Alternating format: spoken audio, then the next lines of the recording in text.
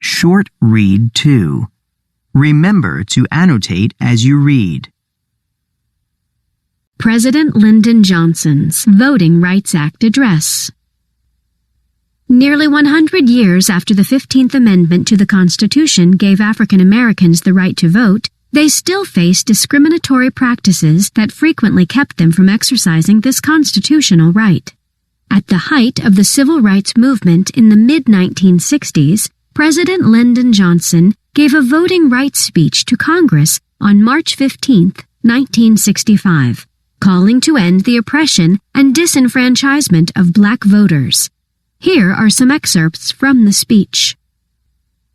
Civil rights protesters marching for voting rights in Selma, Alabama, on March 7, 1965, ended up in some altercations with the police.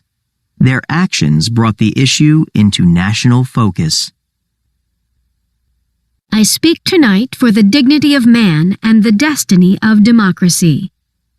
I urge every member of both parties, Americans of all religions and of all colors, from every section of this country, to join me in that cause. At times, history and fate meet at a single time in a single place to shape a turning point in man's unending search for freedom. So it was at Lexington and Concord. So it was a century ago at Appomattox. So it was last week in Selma, Alabama. There is no Negro problem. There is no Southern problem. There is no Northern problem. There is only an American problem. And we are met here tonight as Americans, not as Democrats or Republicans. We are met here as Americans to solve that problem. This was the first nation in the history of the world to be founded with a purpose. The great phrases of that purpose still sound in every American heart, North and South. All men are created equal. Government by consent of the governed. Give me liberty or give me death. 1. Lexington and Concord, sites of the first battles of the American Revolution. 2. Appomattox, site of the final battle of the Civil War.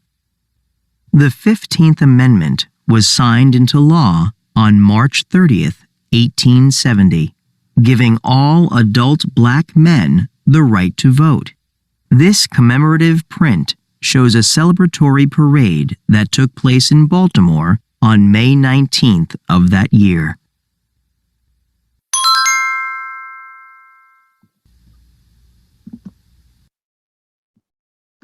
Those words are a promise to every citizen that he shall share in the dignity of man.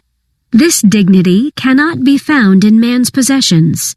It cannot be found in his power or in his position. It really rests on his right to be treated as a man equal in opportunity to all others. It says that he shall share in freedom. He shall choose his leaders, educate his children, provide for his family according to his ability and his merits as a human being. Many of the issues of civil rights are very complex and most difficult. But about this, there can and should be no argument. Every American citizen must have an equal right to vote. There is no reason which can excuse the denial of that right. There is no duty which weighs more heavily on us than the duty we have to ensure that right. Yet the harsh fact is that in many places in this country, men and women are kept from voting simply because they are Negroes. The number of African Americans registered to vote nearly doubled from 1965 to 1967. Experience has clearly shown that the existing process of law cannot overcome systematic and ingenious discrimination. No law that we now have on the books, and I have helped to put 3 of them there, can ensure the right to vote when local officials are determined to deny it. In such a case, our duty must be clear to all of us.